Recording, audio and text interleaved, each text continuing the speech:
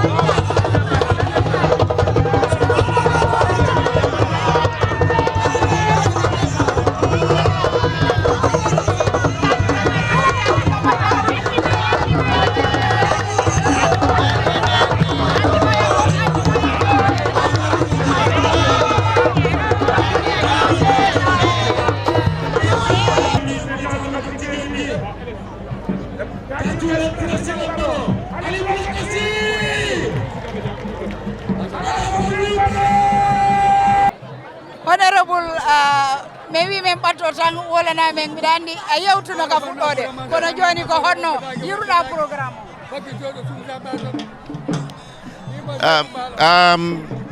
Karjati on jarama programme o moƴƴi ha yawti keerol yimɓe ɓe fof ɓe beltima Tabital Pulaagu waɗi ko gandaranta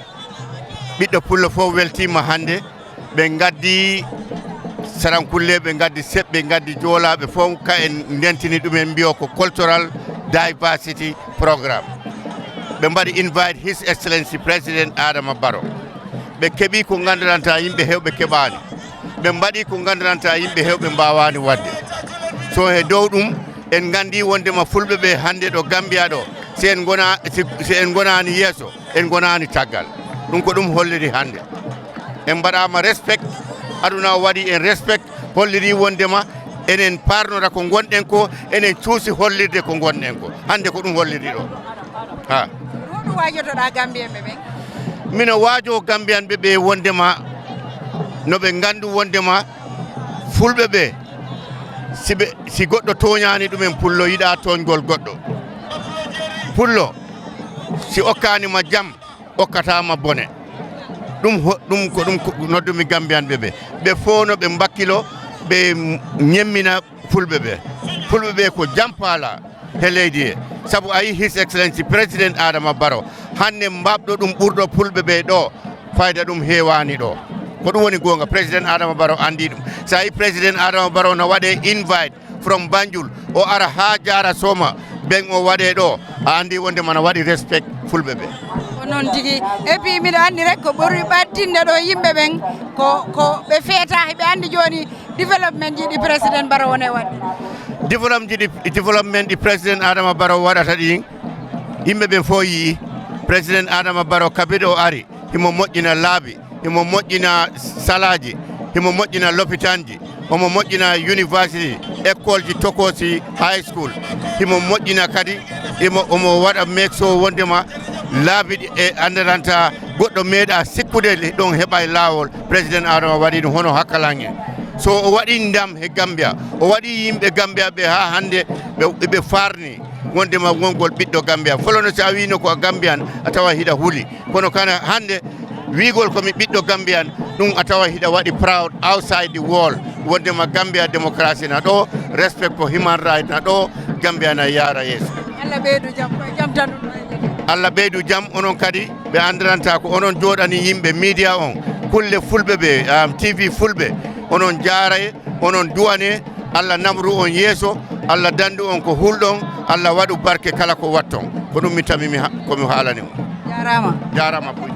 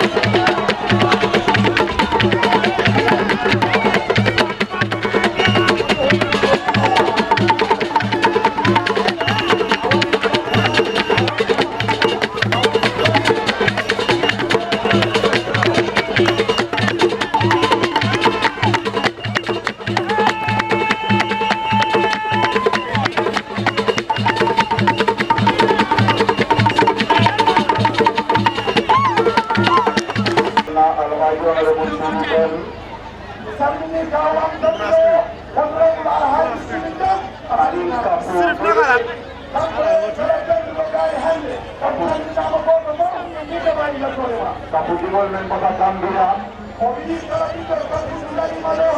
Senegal, Bissau, Mauritania, Barisato Afrika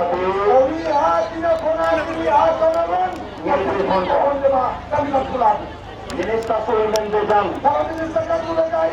Nidu Konsong, Kita wala kontrol. Najulang wala sini jaga.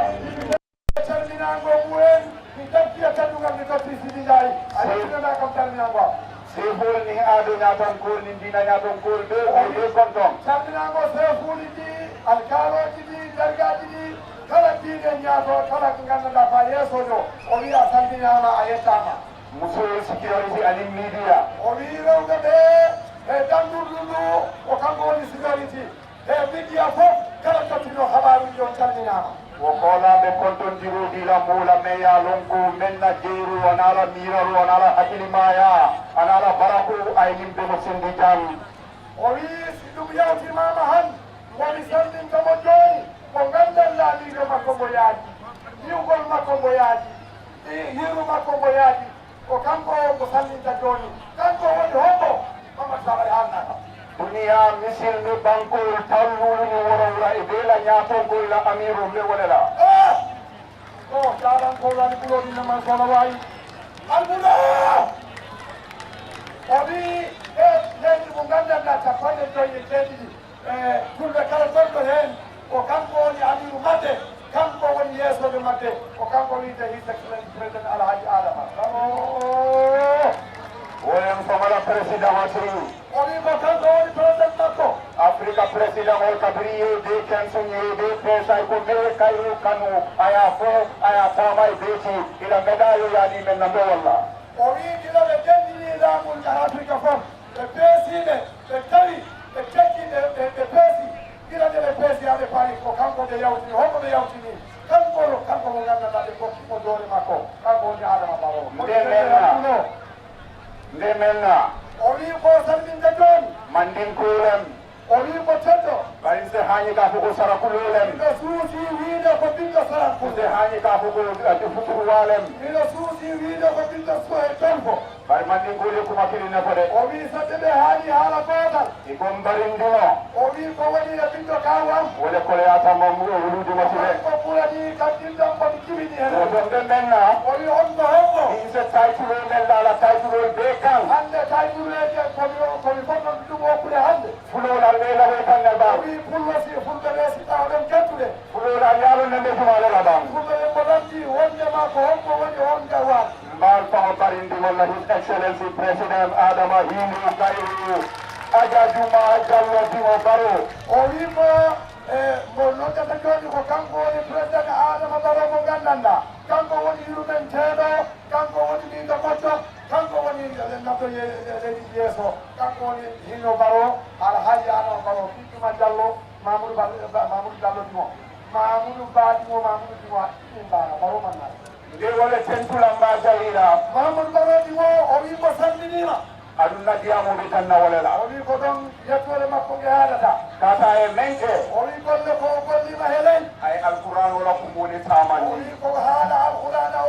to sakini. Ay alala yamaru li sabatindi. Kabirole Allah o tabitini. Onkul sidi dani amen ko ngamu ile. O wi onkulu sidi dem ko haali mi nani. Nyomo balirale keta. O wi ko wasde nan to dinde tan. Janjamo le laftatela. O wi ko dum tan addi gagnere. Ay kumandi. O notini yimɓe ɓe. Akoye altekkili. O wi gonen goto. Kitabole kone watafumu bihablillahi O wi jami'an wala tafarraqu. Allah wi nangue bokkol goto e diine mum wata on tedde. Abonga tekkilinti. O wi wata on tedde. Kana wani. Gonen goto. Kana nyososo. Fulol be ke O jakkilinti. wi fulɓe ɓe goni goto. Enna jola bari muso kuma jola ngol O ami. nottiije bandira makko debbo joola o ani koni. Wayen yennan nottan serero kuma di Amat Sar. O wi o nottiike ciyamani Amady Sari kadi seereroɓe. Yenna fula mandingo kuma di Sidi Aya Jaji O wi Sidi. ko ɗum woni o notti ɓiɗɗo pullo mo gandanɗa kanko woni sefo Yaya Jaaju Si. Sidi Kanaji. Sigu sefo Ansumana Kanaji. Yenna sarahule professeur kuma di Bubu Durame. O salmini o notti professeur André Boubou Darame. Ke Gambia be ke kilinti. Gambia mbaɗi Gambia fo ɓe nan Jara Soma. jara Soma ka gambo banko batabu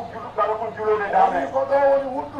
wuddu lay hindi on de ka ko moli o wi kanko halani indele ka ko moli Gambia is my tribe Gambia ko ko makko tigi o manke tunya ko leñol makko tigi there is no tribe called Gambia hay leñol ko ala Gambia lo foko ko there is Fula o wi Fula fingule le gay there is Mandinka de le gay Sarahule le gay Dola no gay all of these tribes are important Fula ko leñol ko hendi and they are necessary o wi le foko hendi ko mbata and they add to the beauty and diversity of the Republic of the Gambia so there is no tribe called Gambia. And we are proud of being members of those tribes. Wallahi to di bantare modo o mati na ngasido ko tawani wonde ma ngani wobe wala na kabe mati ko na da state house ila mo eso de ngari state house la president mo ni ngari taw de president ma ma baro ali yali aliyanta nala janne o wi de wonde ma do ko de place mo ko na ta fanan o wi di ko fulla ngari inyanta nala jele ton de foti yadi bari Gambia e example o di Africa be la bi o wi Gambia honni example Africa o fa fulla la tamode o wi hande ko Fulbe mandingol ya bam mbadiɓe surwal nata jolfude ngari jolal nata jolade ɓe ngari ko osaje fof ko amin kuruma o wi ko usage ko amin kuruma haali Léopold Sédar Senghor Léopold Sédar Senghor Dawda Kairaba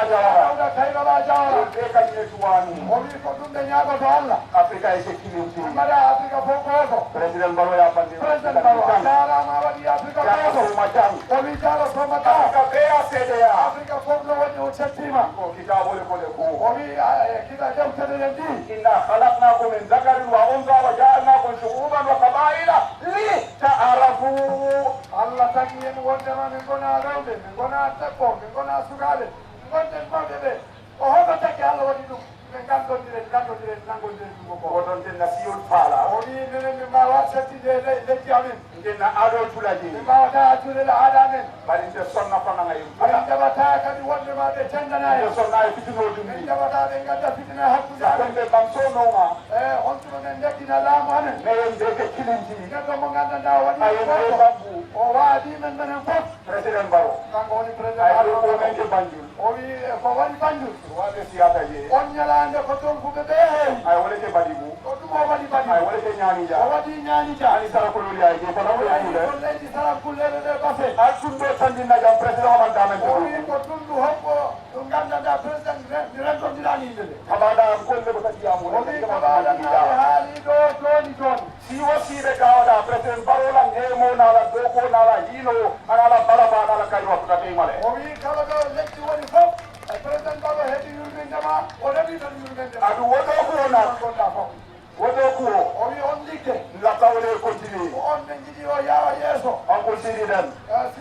koye malla fitila ɗo koye continue o wi kanko si o mo lamdima won koye malla fi président koye kaɓaɗa sirol labamba o wi malla yiɗa gorgel kaɓaɗe gasa koye malla fa streetlight tigi walla yiɗani wondema o haddana o lampuji koye malla fa internet samana foftuɗoma koro kono ba wondema o haddana men internet koye malla fi lopitan ɗon laɗo ko a yiɗani wondema o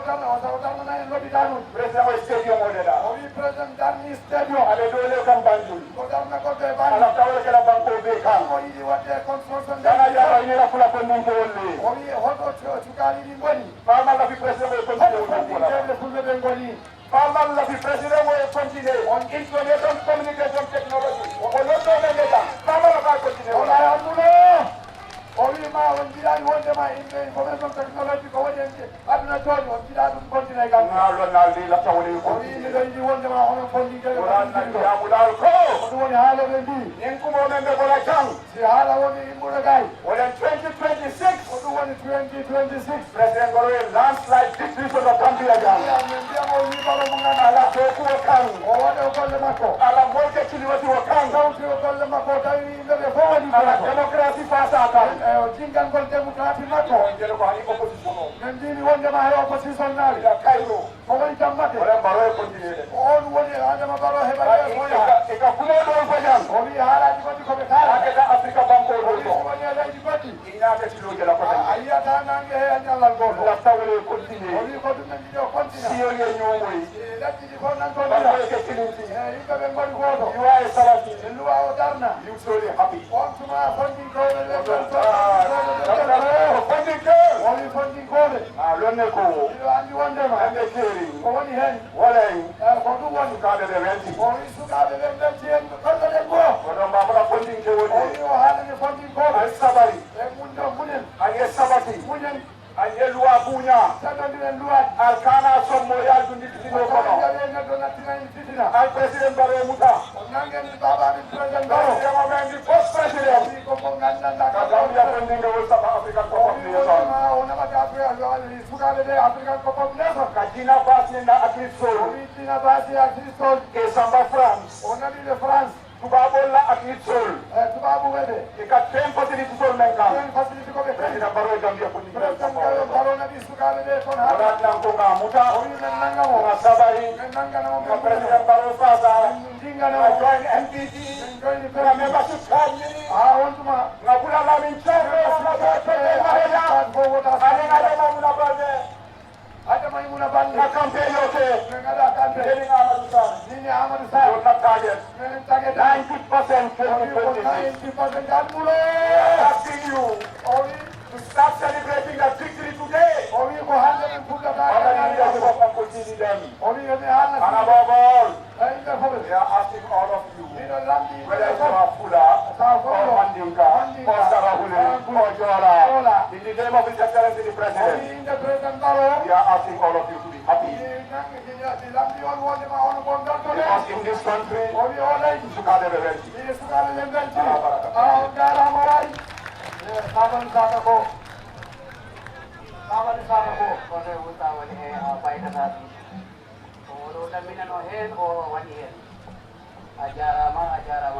Ako Honorable Sabani, special advice of President, ako inimbara Mama Sabani. Kita mo lal kaural tu, kami tan pina regional. Bana, susu kamu lagi lo. Amelama, mungkin orang yang orang di Pulaagu, Lede puta ta hade ini deh, kendi mata balika, hari arma bawa kan, ajaran. Bismillahirrahmanirrahim. Bismillahirrahmanirrahim. Alhamdulillahirrahmanirrahim. Alhamdulillahirrahmanirrahim. Aja maimuna bande ko ngala ten judi bismillahirrahmanirrahim alhamdulillahirabbil alamin alhamdulillahirabbil alamin alhamdulillahirabbil alamin Yeti alkalo. akonde sadola alkali ba kondonna Soma Yeti almanio. sadola almani ba menga dunga dua kejen ngalu konton sefo men dum be african sefo Yaya Jaju si toya lang albe konton diati o. Inde Yaya Jaju si toya lang asefon be konton. Ako national executive member sa albe konton la sidulanto. Bide bukola molu be konton. Bali musolum balu konton na. Tabital Pulaagu. Kaponen tomu Tabital Pulaagu international. Konton konton na. Anya tonko. Wala mo honorable Sidi Dem. Sidi Dem na la to kunyona la executive of the mbalu konton na nano malango. Kani bango. Ako nga mulunta mo be konton. Ngendu mo takine. Mali. Nigeria. Mendu be bota Cameroon mba kana mba be konton. Akabe fulo konton na be dawo da ba be konton. Katala bi ba katala bulo ni ala wai. Usala ni bulo ni ala mai muna da. Akona minister sonde konton. Akona ba minister sonde be da. Ngalde konton. Musolu balu konton na. Nyake oru bana konton. Ako biya ala hako ko indilani. Ako nje mu fulani bola. Bama mu fulore. Bama mu fulore. Ako nje mandi bola ma albulo biya ro ko konte ba ta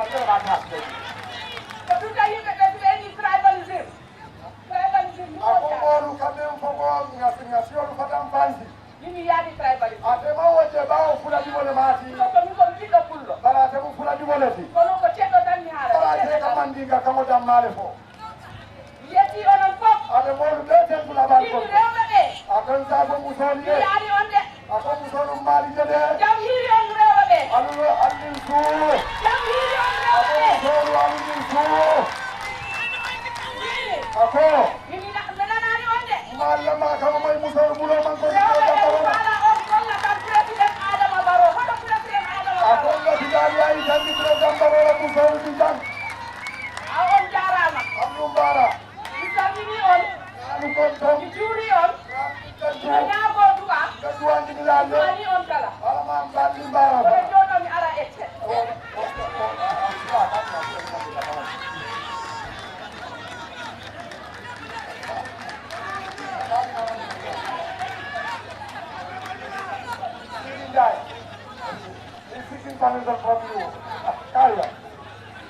yo assalamu aleykum ako kali o wi assalamu aleykum oɗon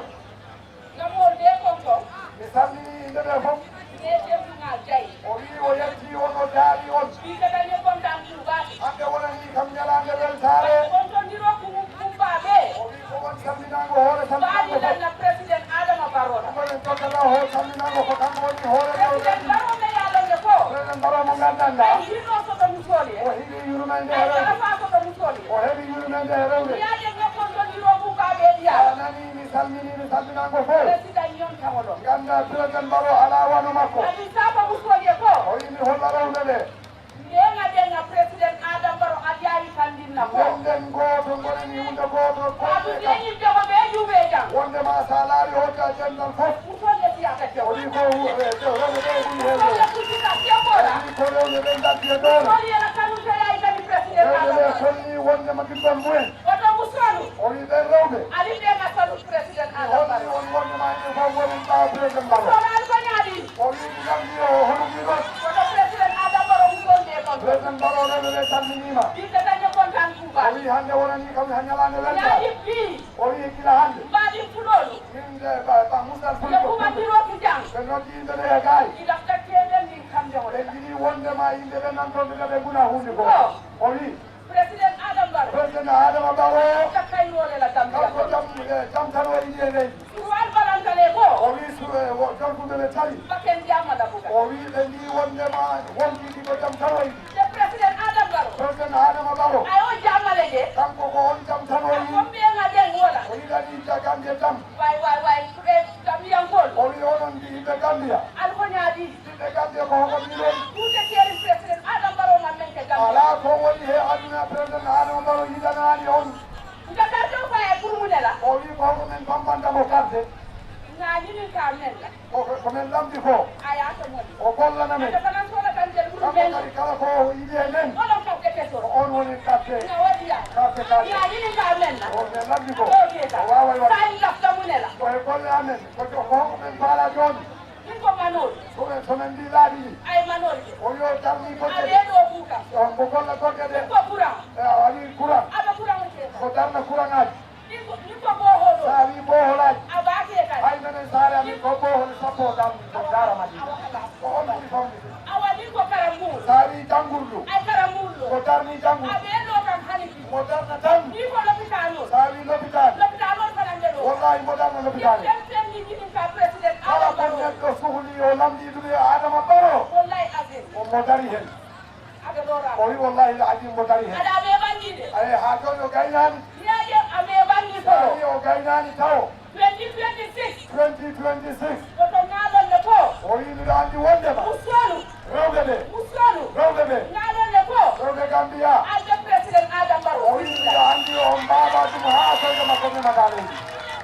no fen ni jinin ka ɓuɗo ko kala ko men namdi e aɓa ɓetani ko e wadde aɗu hay mbi ha joni ha moɓal o foftaki woto ɓe jama o danita wi miɗo ñaaga jama o wa président Adama wonde Barrow président Adama ala Barrow sa so simayala Allah hokkuma balɗe aya ɗiɗo so jata o kende hokkuma sellal wallahi alañin kulodiya Allah hokkuma ɗigade ɗi aya so naɓurola o hokkuma jawdi yaɗonaɓo gambiya ɗo kala ko wakkimo ko Gambia gollantamo koto ni o keta ɗo o wi si ɗum woni min ka wulin ka duwa so e tawi meɗen gimmo meɗen ka duwana duwa e simayala meɗen duwana ani jata kende yala amumen ce ɓolo wallahi président Adama Barrow so fuuti jam o wi président Barrow waɗa hunde ko ga duniyaɓeɓe noon aduna fo yiyat ɗum kata ñale ba o wi sa sabru konko yi ɗum yaƴa ɗin bureau ndeɗo sa yo darni ɗi biroji fof ana talabal national madamni national amalo manka mankunda odamnani to sare manka mankunda sare makko ayalo miltode hoto darni wala bundu on won bundu leydi bundu nala dida o israeli ay tempen so kala ko hebi asa sama manka wona manka man ala ko halide ala wadani kam dia dugude katto kay o wi bidde leydi gambian de kamban mo parti kanko de president Adam Barrow min président adama barrow kam defana be ku kala gambia no de bebe no mami waɗa ɗo hunde golle mo gandanɗa gambia fof yiya ko be mo be dalila o yimi ñaagi yimɓeɓe fof yo bir president Adam Barrow ya lo kala ɗiɗo président adama barrow dar surtout sonu surtout rewɓe alina to konna portable jehe wonde ma mbaɗe ɗum ko suudu amen kamna portable ko to nyami pour min tagalle amen na biro to ko to wonya toppite biroji ɗi noon ba du ñu biro o wi ɗi biroji ayata pour musonde o waɗi wondema ko ayata pour tondi do pour sukaɓe ɓe ani kebaru rewɓe ɓe mawɓe ɓe ko mo be de den yimɓeɓe fof ndenti toon me ni be tiade fini o dem ittindo dendal hande fini dem me ni be mo tiade siidi dem ko welnani kam o dendal hande wallahi asim o wallahi adim mam fula bondi no a settandirani fulɓe ɓe a wiyani caddo a wiyani tolfo abele ben hay sara fulɓe ɓe fof ɓe gatti e duñu maɓɓe abele ben o wi koye ɓeɓe fof dendi sa ko de capital flag on ko men mbiya tabital pulaagu on jarama on jarama min jentima kon sewoda on jarama officially unveil the National People's Party want to officially unveil the National Assembly member for Fonyi Brevet, the Honorable Ami Koli, formerly of APRC Lotto Alliance. Ako NPP patio election lankele maro kala député do la mi yaro ko honorable Ami Koli awota Fonyi le Brevet banko yito asai akafutana NPP patio do She has joined His Excellency President Adama Barrow on his developmental agenda. On that note, I want to invite Honorable Ami Koli to officially be inducted to the National People's Party and President Adama Barrow's developmental agenda. Honorable Koli, please walk to His Excellency and take an official portrait to formally induct you to his government and the National People's Party. député o de Nimbo la Fonyi Brevet honorable Ami Koli sai akafutana president Barrow la NPP patio do abe bulo ni no banko president banko dunya be salonko honorable Ami Koli ko Fonyi Brevet sai akafutana president Barrow Honorable Dr. Demba Sabali, Minister of Agriculture. Ko mon nodde ten joni o haalda he mbolo ngo. Nden noon ɓe mbiya Honorable Dr. Demba Sabali, welcome.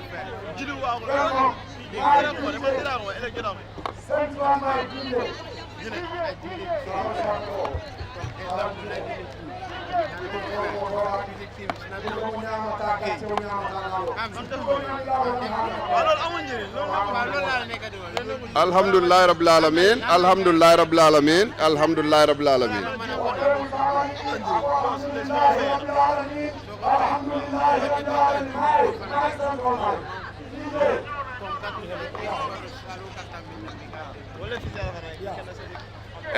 Mi salmini jarga Soma o, mi salmini alkali Soma o, mi salmini kelifaɓe jara Soma e kelifaɓe jara tundu ndu fof.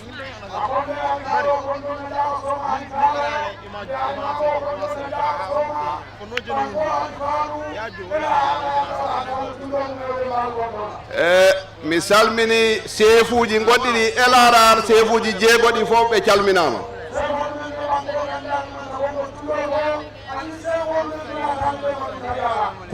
Kumandanji ngaɗi ɗi tawaɗo fo URR CRR he LRR kumandanji ɗi fof ɗi calminama.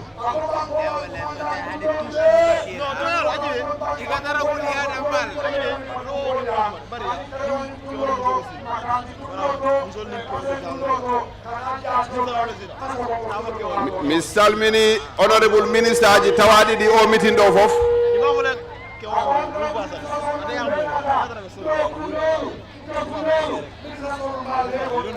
Chairman ji NPP ganduɗa ɗi ɗi gimmorgili URR CRR North South North Bank LRR ha West Coast kala chairman NPP gonɗo ɗo e structure NPP fo salminama.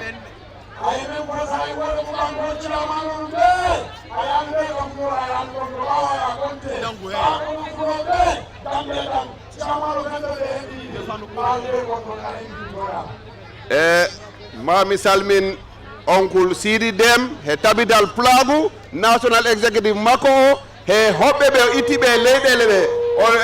kaw Sidi Dem a salminama tigi tigi don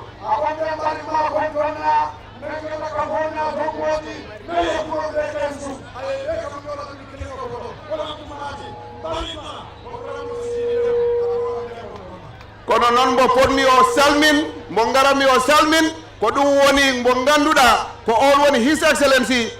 on woni Secretary General NPP te ko on woni candidate amen NPP presidential candidate 2026 His Excellency President Adama Barrow.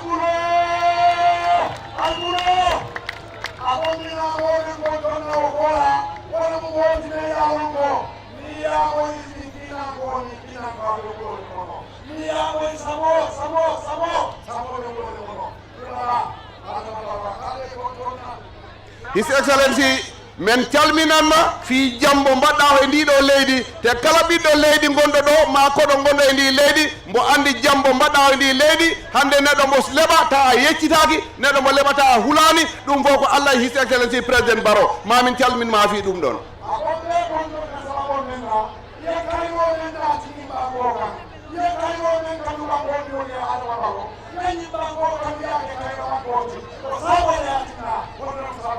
His Excellency men salminima because woni suudu étage woni suudu huuɗo a fof a waɗi ɗum courant e ndiɗo leydi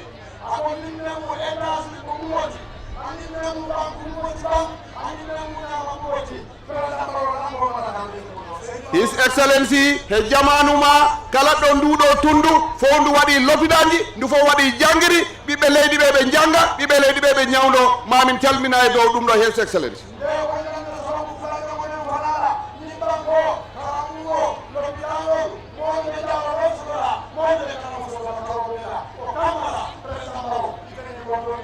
His Excellency ko dariɗa ko wallugo remoɓe ɓe mamin calminma e dow ɗum hikka tan His Excellency waɗi oɗa engrais ɓuuri tonji guluje nogas pour remoɓe Gambia ɓe mamin calminma e ɗum ɗon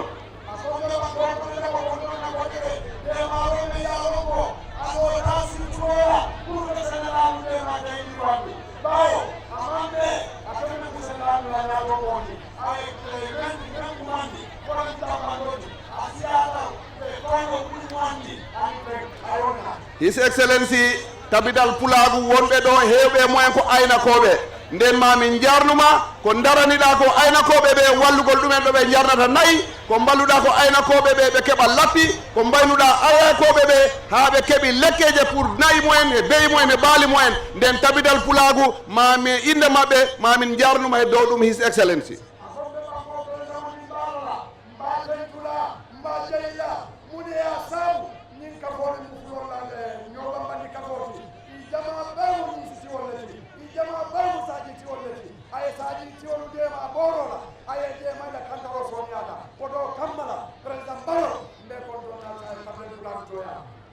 min andi balɗe ɓaawɗo yimɓe ɓe gimmo ɓe mbiyayo ko remoɓe ɓe joɓaka guerte mumen ɗe ɓe mbaɗa audio ji ɓe jakka inde laamu His Excellency mino faala laɓɓinde seeɗa pour laamu His Excellency President Adama Barrow aylaki hay neɗɗo wan butut kulle guerte maɗe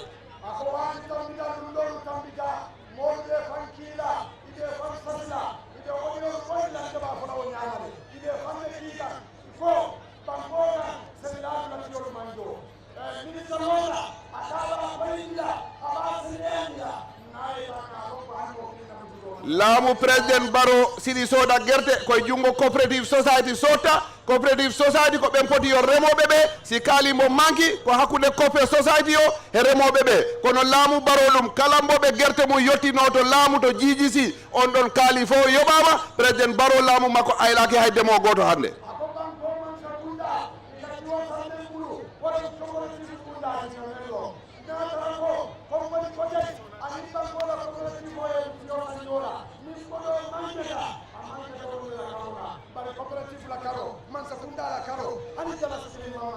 His Excellency mino andino ko politicien woɓɓe ɓe jiilo ɓe mbiya yo nguure ɗe seeri Gambia ɗo cost of living weedi kala ko ngol konngol gotol ɓe joggata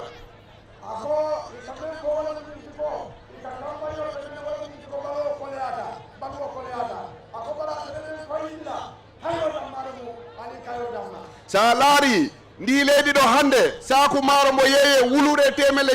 jeetati ha wulude temele jeenayi te ɗum ko jiijisi yeeyata ɗum gili Banjul ha Basse ko price goto ta yeeyi leyɗele ɗaton mbaɗe no Nigeria saku maalo ko $3,885 te ɓen ɓe ndema maaro leydi mumen ɗo en nden en mbawta wi maaro na seeri ɗo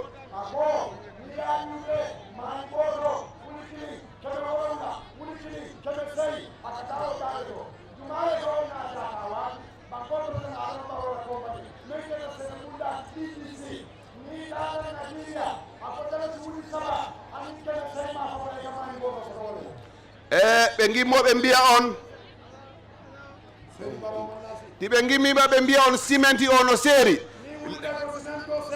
koɓe paala on yakku hakkilɗi woodi leyɗe ɗe ngannduɗaa cimenti o ko temelle 5 e capanɗe 6 leyɗele ngannduɗaa ɗe en taari ɗe ngannduɗaa wona Gambia ɗo hannde ɗo leydi Gambia ɗo aɗa waawi heɓde ciment ta temelle 4 ɗe gasaani nden mbiyoɓe on ɓe cimenti o mo seeri Gambia ɓe nganndi cimenti ko jarta leyɗe goɗɗe koɓe paala on yakku hakkil tan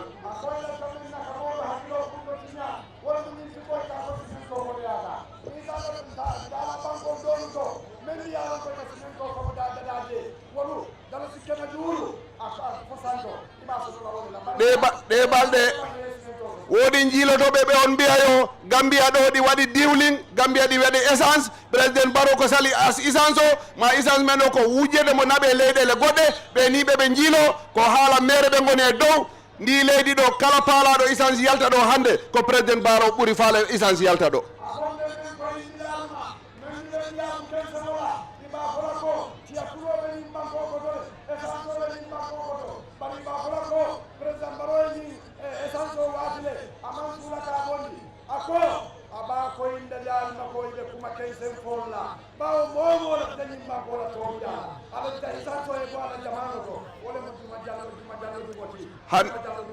hande si essence yalti ɗo président Barrow ko faala ko wate laawol ko faala ko wate courant ko faala ko wate jangiri o waɗi ɗum fof wate hitande wotere nden jiilotoɓe ɓe on mbiya yo essence no ndi leydi ɗo ko ɓe cali ɗum as ma ko ɓe jeeyi ɗum ko haala mere ɓe kalda ko ɓe gujjata hakkille mon o tan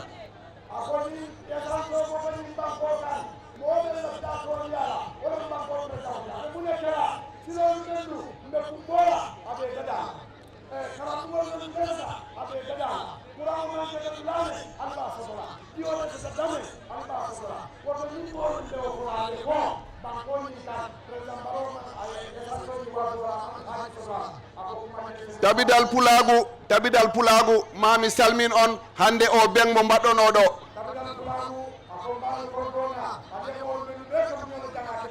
onon tigi on kaali ɗo darde président Barrow wattugol Tabital Pulaagu woda fedde wotere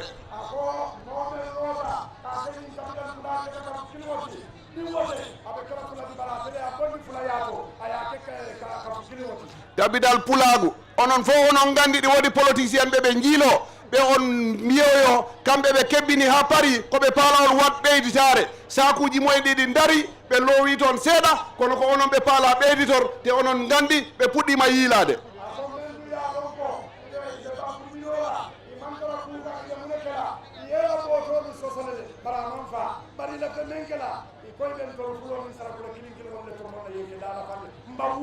hunde worde kalanami on His Excellency President Barrow jooɗiɗo ɗo President Barrow ko ɓiɗɗo mon laaɓɗo tos te President Barrow mbo on darani mbo on jingani mbo on jingana jemma mbo on jingana ñalawma kala ɓiɗɗo Gambia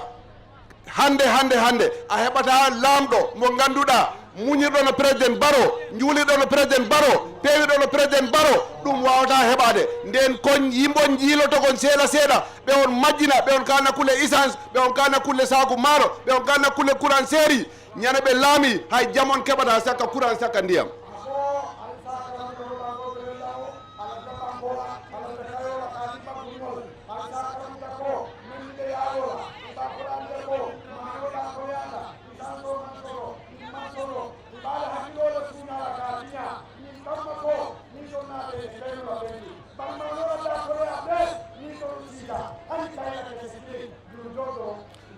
wota on jaɓ ɓeyditore ɗen enen hande si en gonani foundation wota en jaɓ wongol ko en ɓeyditorte te ɓe jiilotoɓe ɓe mbaɗo no taalib ben suula ko ɓeyditorgol o wi o watta on fanni o fuɗɗi on ƴoññi onon goto goto e moɗon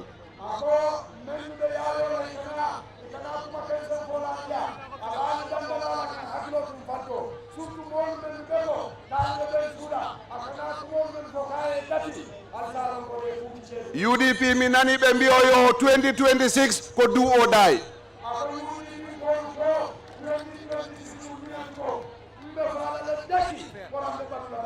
Anyway, min kala naɓe noko it will not be do, it will be die. Because kamɓe siko opposition ɓe goni président Barrow woni président minen dagini président Barrow siɗi ɗumen jarani do or die nden enen gonɓe ɗoɓe ɗiyen ɓuuri jarande do or die pour 2026.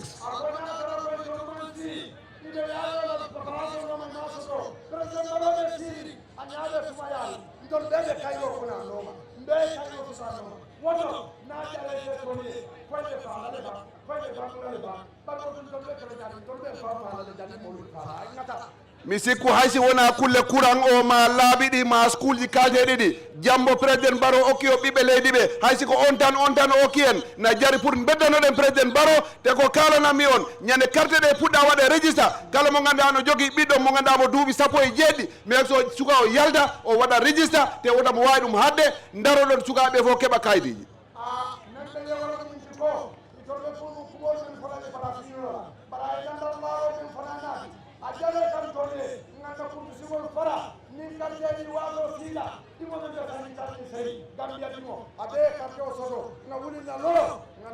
mi sikku onon gandi parti UDP ko fuɗɗi ko hay neɗɗo haalanani on kala gonɗo kelifa e nde saare ko UDP ƴattoma ko UDP hoynatama ñande joɗɗinɗo UDP ɓe ƴatto on ɓe koyna on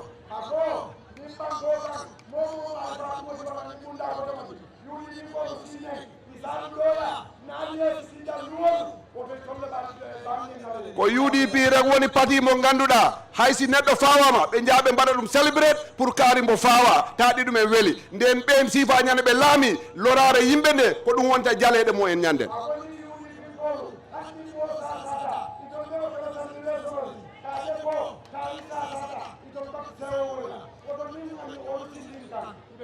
weedi kala ɓe mbima corruption every day ko corruption ɓe kalta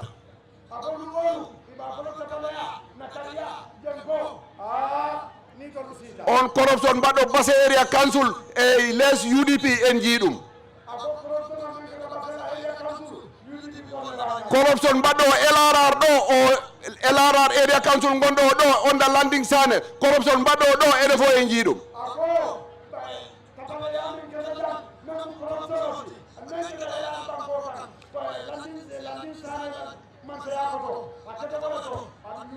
mi sikku commission ji ɗi jaltini corruption mbaɗo KMC corruption mbaɗo Banjul ɗiɗo fof ko area council ji ɗi ganduɗa ko UDP naɓe jooɗi toon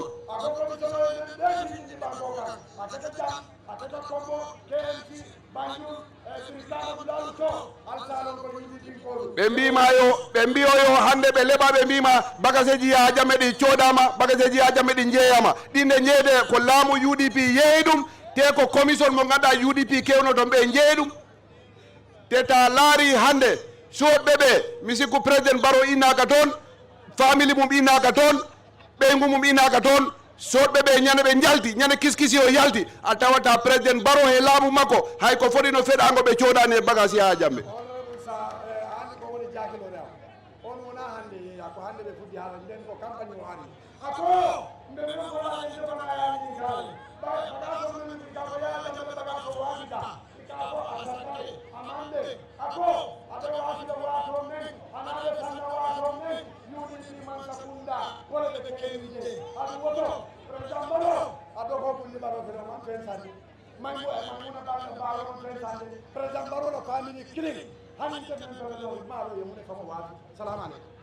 e nden sa laari koɓe leɓat ɗi pour bonnugol inde laamu ɗum e ko kalanami on toon ñane nayyi ɗi jeeyete mbiɗe ɗo kora mo ganduɗa ko on ɓe mbiyata Manding King on haalatno price nayo neɗɗo jiyaɗo wulli hoɗum yettini ɗum kanillay Amadou Kora men ɓe wulli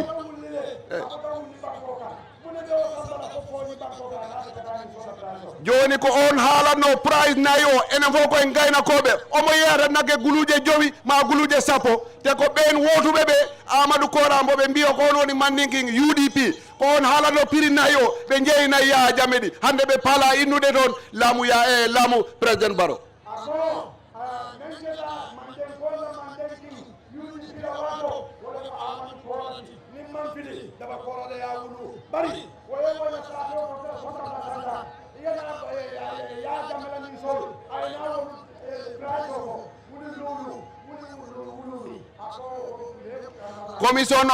commission of inquiry jeeyɓe ɓe tractoji ɗi kiskisi o mbo on ɗin tractoji on tawat laamu président Barrow soɗani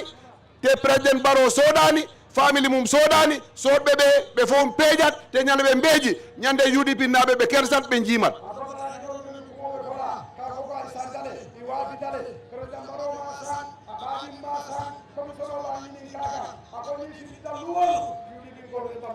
Tabital Pulaagu wona on jaab UDP naɓe ngara ɗo ɓe ɓeyditora on jarama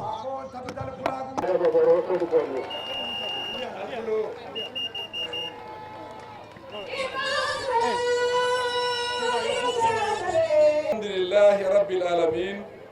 alhamdulillahi rabbil alamin alhamdulillahi rabbil alamin alhamdulillahi rabbil alamin alhamdulillahi rabbil alamin alhamdulillahi rabbil alamin mi ɗo salmina executive Tabital Pulaagu ko aɓe executive Pulaagu aɓe al kontonna miɗo salmina jarga saare o miɗo salmina seefu o miɗo salmina almami ɓe sade alkalo kontonna ɓe seefo kontonna ɓe sadela almami o kontonna kala seefu garɗo ɗo kala jarga garɗo ɗo a salminama seefol men ɓe nata jam alkalol men ɓe nata jam ngal ɓe konto gobonoɓe garɓe ɗo ɓe fof ɓe calminama goborol men ɓe nata jam ngal ɓe konto mi salmini regional chairman e chairman ɓe wonɓe ɗo ɓe fof e NPP naɓe kala gonɗo ɗo mi salminima na regional chairman konto ani chairman men ɓe nata jam ani NPP konto e ngal ɓe konto simi salmini ɓen ni nga won konto mi yiiɗo area council chairman North Bank nga area council chairman North Bank je mi salminimo ngay fanam konto musidɓe am iɓɓe cawgal leydi ngari tawa ɗo he o mitin mbaalugol men bota bankole bandela menata ka maɓeni mitino to men mbiyaɓe wondema men beltanimaɓe men jaariɓe men bismima ɓe nder Gambie mbafolale en sewotalla nala mbafolale anni mbara mbafolale en al bisimila Gambia banko ka si ɗum yawti ministre ɓe am no ɗo miɗo salmina ɓe ni wo salmitan nandi salmitan mbaɗi kontonna musidɓe am e teeriɓe am fof no ɗo miɗo salmina fof mbaɗigol in kadi kadi ɓeɓeta mbaɗɓe kontonna simi salmini fof kala garɗo ɗo fof mi salmini ni ñoo konto momoɓe national ɓeɗe konto jenggi noon ko noon jaafoto seeɗa anu suwokuta balasi yamfa ɓe mbi si a waɗanama ko meeɗaka waɗede an kala ko a waɗa ko meeɗa waɗede ni en kuuke mennene manque il faut naɓe kuule kele mennene manque ko ɗum waɗi mi yiiɗa yejjidde hay goto wala yasinna mallati kañina hanmo kilina kala gonɗo ɗo debbo e gorko on calminama momoɓe jam musu kafri keeɗa arɓe ngalɓe konto jaliɓe ɓe journaliste ɓe sécurité ɓe fof calminama a dalol ɓe kibar talal aniti men kaltallal ngalɓe konto député ɓe wano ɗo mi salmini député ɓe député ɓeɓeta ngalɓe konto NPP exécutif ɓe ɗo mi salminiɓe noon NPP exécutif o men ɓeta ngalɓe konto women mobilise Maimouna Balde e rewɓe makko ɓe min calminiɓe min beltanimaɓe kadi women mobilise Maimouna Balde ina mutoni mo ar konton sewotallal mbo mbatinto mi salminde o noon ɓe laɓanna men kontonna ɓe mbi hande ko ñalande am kono mi ɓaŋi ñalande nde mi okkimo ñalande o kanko jeeyi ñalande hande ako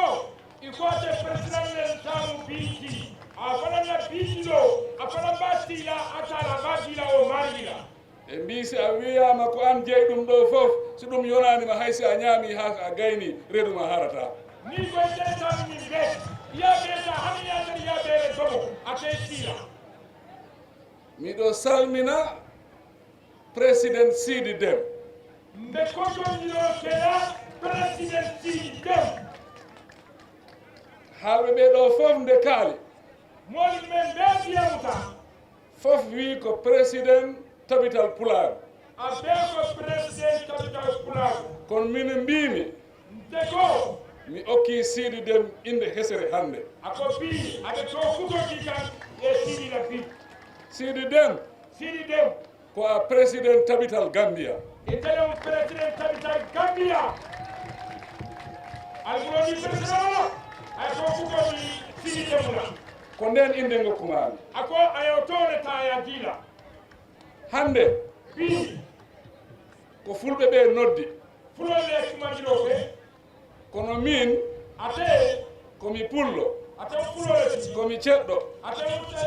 komi jolfo ate suwale komi joola ate joolale komi sarankulle ate sarawlole komi manjako ako manjako kala leñol golgo Gambia ɗo président Barrow ka leñol ma aɓe gambe ka président Barrow suwole min leƴƴi ɗi fof nafatiyama ako siwo ɓe kanekate ɗumle kono miɗo weltani Tabital Pulaagu ako bari aɓe sewoni Tabital Pulaagu ye 2019 2019 ɗo hemi warde parti jaggaɓe parti ɗola Tabital Pulaagu e yeesogo Sidi Dem Tabital Pulaagu siriya yadoɓeya koto o waɗi mobilise aya molka fuɗi ñoona o addi yimɓe ɓe State House aya molnati State House on ñande fof andi wondema noddare waɗi State House o lumona molɓe yalonne kumandiro kedale State House hikka o ari kam o wi tokora baaba kaɓiranata kon pawa toma mbiɗo faala noddude kadi laftaji kiliro kedal tu mbimomi noon noddore ma joni hiƴata State House joni ako ela kiliro sila te kunnati State House de o wi kam mbaɗen ɗum Makadis Koya ako ngake makati soya mbimi no so en mbaɗi Makadis Koya ako ningake makati soya woɓɓe no ha basse ɓen no woɗɗi woɓɓe dolɓe fof baseɓe jampari woɓɓe no ha notban no woɗɗi dolɓe fof notbande ɓe jampari mimi jehen jaara Soma ko ɗon woni hakkude Gambia ko ɗon wudi wuddu Gambia fof ara hawra ɗon waɗa meeting fof hota galle mum ako ngata jaara Soma jeɗem Gambia temoti adi jeɗem Gambia bata kumoti nga mitino keje a besi ɓennoro je ko ɗum waɗi hannde o meeting men gaddi mo jaara Soma min gokki teddungal ngal LRR naaɓe ako woyatinna nga mitinoni naati jaara Soma nga buñata naadi e arankola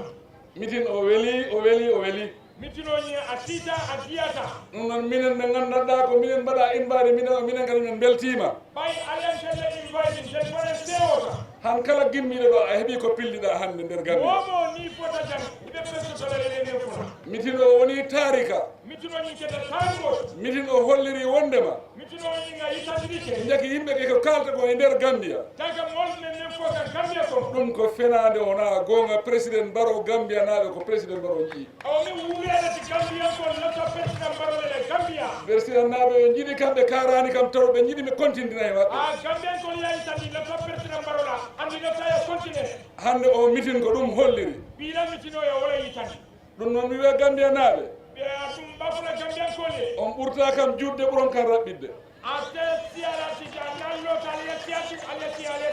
kala ko ngannduɗon on mbawano ɗum heɓde he laamuji ɗiɗi jawtuɗi ɗi e diwɗi 52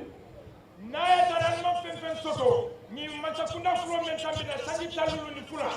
kala ko on keɓano he ɗin laamuji alma fen soto mata kundal kono min haalni on keɓat ɗum fof e laamu président Barrow alfroji président Barrow wayi ako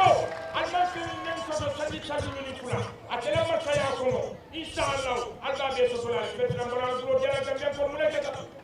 kala ko on keɓano he laamuji jawtuɗi ɗi nalma fen soto ni mata kundal men tambita on keɓat ɗum fof e président Barrow alɓe o ɓe sotolal président Barrow eyi mbimi noon ni yaaja yawo ko hande bi hay ɓe ganda ko opposition am haɗa e tadi ganiyemu opposition o leydi ɓe jiiloto Gambia haa ɓe gayna iɓe Gambia ɓe yayra koye e fade kono ɓe mbita wondema laamu président Barrow liggaki bari ta konola président Barrow makko ko ndaman ɗo ko haalaji janɗo e saret do momen ni koye ɗin haalaji sifaɓe kalata goɗɗe ɓe kalata ha ɓe jakile ɓe gandata ko ɓe kalata ɓe mbiya président Barrow ko président o gandanɗa o haalata ko o muumo ɓe président Barrow mo jooɗimo mo ɗano ko ɗin haalaji sifaɓe kalata kono tamin komi ɗanotoɗo mi wawa gollude ɗi kuranji fof mi wawa gollude ɗi laaɓi fof mi wawa gollude ɗi iskulaji fof mi wawa gollude ɗi lopitanji fof mi wawa gollude ɗi boholji fof liggotoɓe Gambia ɓe mi yoɓaɓe 110% mi ɓeydo jobdi maɓɓe 100% sappo ɗum mi wawa ɗum wadde do kulal masasunda do kulal kejo kemen tam atidula keme anin tam na tam tam sinola do fotio do bangamia ko kono fulɓe mbi bar fulor ko loto wosi jakili akon na tar fan kula ate jagalta ko tutte wata jungo makko akate jajole tupi akulor akata to akulor bebe jiwo ta o jakili atata da marja jagalta won docteur Sabali ko haali ɗo joni ako docteur Sabali en ko tan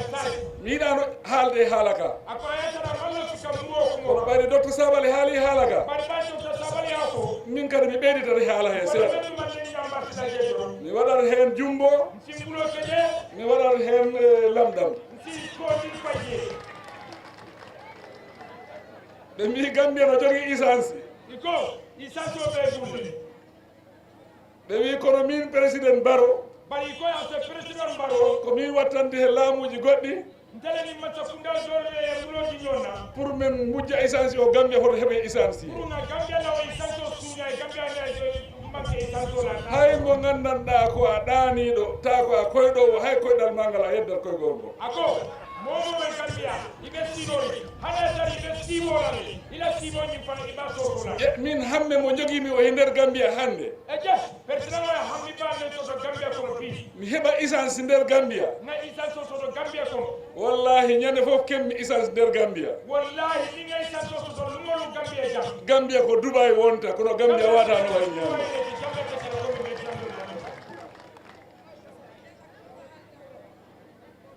kono noon mi sikku koɓe duwantoɓe kam kono si duwa o jaabima président Barrow heeɓi essence e nder leydi ɓe jahat ha ɓe maya ɓe ketta laamu e nder leydi saabu golle ko gollanmi ko kamɓe tigɓe cuusta yaltude e leydi ndi kala saare nde ɓe jeehi ɓe ndiwete e nder nde saare kono noon neɗɗo jaaɗo ha anda ko waɗata ko ɗi haalaji siifa o haalta kono min ko hunde wotere mbiyammi Gambia naaɓe hunde wotere kalnammi tabital Pulaagu no en nangodir gonen nene goto baba goto si en nangodiri e goni hunde wotere en keɓat doole kala ko jiɗɗen en mbawi ɗum wadde e nder ndi leydi kono si naafigaɓe natti hakkude meɗen enen fof en nimsat ha mayanta eɗen nimsi ɗum noon mi yiɗa ni leydi nimsa miɗo faala ɗo e mi gaynude président ya mi golla golle ɗe gandanɗa duuɓi temedere hay somi wi Gambia ta ɗum ɗon no haale nder Gambia mi ɗum faalani ɗum noon mi yii wondema yimɓe ɓe no nanggani kam min mi ala marchandise ko Gambia naɓe woni marchandise am min mi ala golle ko golle Gambia naɓe gollanmi mi ala haaju o haaju sona Gambia naɓe ko ɗum woni haaju am ɗum noon kala ko kemmi kala ko koccitimi kala ɗo woni kala ko kemmi ko mami adda ɗum nder Gambia ɗo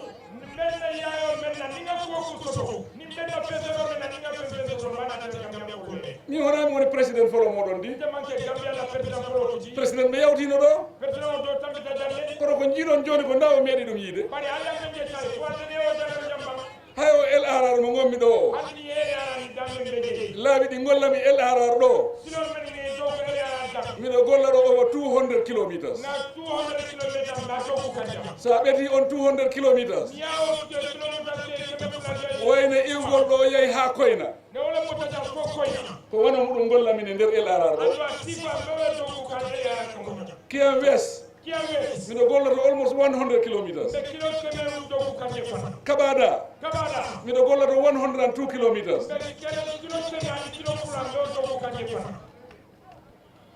min nde garannomi Gambia laawol ngol fuɗɗi Banjul ngol haaɗi Basse laawol ngol fuɗɗi Baara ngol haaɗi Lamin Koto laawol ngol timmoyanɗo Gambia haaɗi ɗo ko min continue ɗum ngol iwi Lamin Koto ngol yehi Passamas ngol iwi Basse ngol yehi Koyna duuɓi capanɗe joyi duuɓi capanɗe joyi ɓe mbawani yettinde laawol ɗo Gambia haaɗi joni mo yettinani laawol ɗo Gambia haaɗi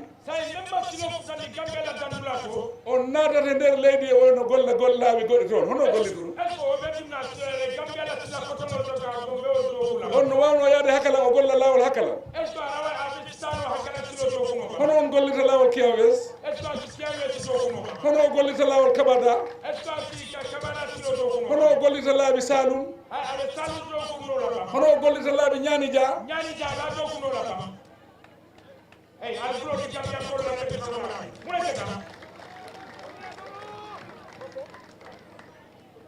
sa yi miɗo haala ɗum ɗo fof andi neɗɗo no yaawi yejidde saka jam neɗɗo no wawi ɗum yaawi ɗum yejidde ko ɗum waɗi miɗo siwtinira yimɓe ɓe pour yimɓe paama ko woni e leydi ɓayri si on paamani ɗum yimɓe garat ɓe majjina on mi yiyat joni si ɓe kawri e yimɓe ɓe ɓe mbiya an ko a neɗɗo président Barrow an ko e parti makko gonɗa an ko hoɗum keɓɗa ko ɗum ɓe landoto yimɓe ɓe e président Barrow okkanima oto e an ko a jaliddo président Barrow o darnani no suudu min on beddani kam carte ko beddani kam carte pour mi gollana Gambia naaɓe mi warana on laaɓi mi warana on ndiyam mi warana on courant mi warana on iskulaji min ko ɗum woni golle am kala noon mbo arsike mo woni e juuɗe am an kada heɓa arsike maɗa ɗum noon mi sikku ko ɗum nafi kam min ko ɗum nafi Gambia naaɓe ko ɗum naɓi Gambia yeeso kono joni mi wiyat président Sidi Deme ko golle mawɗe o fuɗɗi joni nde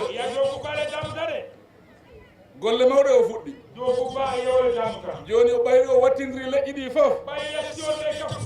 joni noon ko ma o haɓɓa keeci makko ki ha tiira kala leñol gongol no andana jogui kafu mi faala o yiida e ɗin kafuji fof ɗin président ji ɗin kafuji fof jiiɗa e maɓɓe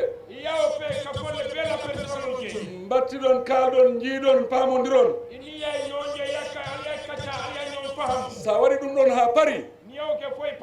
gaddaɓe State House mi yiida e maɓɓe kalden haajuji meɗen jiyen hono ballirten leydi ndi no leydi ndi yarata yeeso on tuman en mbaɗoya meeting goɗɗo ta on tuman ɗi kafuji fof goni gotum on tuman laaren dula goɗɗo Gambia kadi mbaɗen on meeting ɗon kadi kadi ɓe mbi sa wi duttoɗen ɗo kirnoɗen ɗo hanki ko hiiro ngo welno ɗon hanki ko ɗum waɗi mbiɗa duttoɗen toon sa yimiɗo haala ɗum hande ko hiira Jara Soma ngo ko ngoni weli ko ɗum waɗi mbimi garten gaɓe min beltima ko mami Jara on mi jaara waɗɓe organise meeting ɗo mbali ni mbara meme o meeting o organise mi jaara Gambia naaɓe nga Gambia kol ni mbara kala garɗo notade mi jaarama momo na tay tankum be ni mbara min kollama wondema min beltima mbay tandila Allah tewo tan min e yimɓe am ɓe janina morɓe ministre ɓe am ɓe na ministre e laamu am ngu anina masakunda e parti am o anina parti min jaari on min jaari on min jaari on mbali mbara ngal mbara min kolla on wondema min beltima ma fulale tewota min beltima haa ɗo min ganda ɗo haaɗi tewota comme manna tewota Pulaagu siɗi wimi ko min wino sidi ko tele ko tay miɗo weltori wona jaaɗo e wuuro mum tawa ñale ɗe jibini ñale ako ya membo ita lela koyeto ya tari ila ni siyero amuta ay ni siyero wulu komi wiya siidi noon hande mba fola siyero bi mitin makko o weeli haa ila mitino diyata ko ko ɗon fulɓe ɓe mbide ko ɗo sukara wawani moni ako ka ko jande sukro ya mo jandate ko jande dulaji yimɓe ne jataɗe ne moɗɗi a won wala tabral be jampani miɗon paala joni min jaafo yimɓe fof hota to muɗum mbele de lafta nga yafa mo bela yamuya min on tigi komi kotowo ha Banjul defamɓe murulale jam ko Banjul kono sa yi ɗum wawi wonde par ni alla ni ketan ko laaɓi keeɓi nder Gambia silole to soda Gambia lawol heɓaki Gambia nata silole ma to hay goto natanamato wiɗe mbiɗa yaha base an mo tel wiɗaɗa piita ko betala hay goto on belti min beltima musidɓe am jolfuɓe min beltima min mbi on on jarama assalamu aleykum wa rahmatullah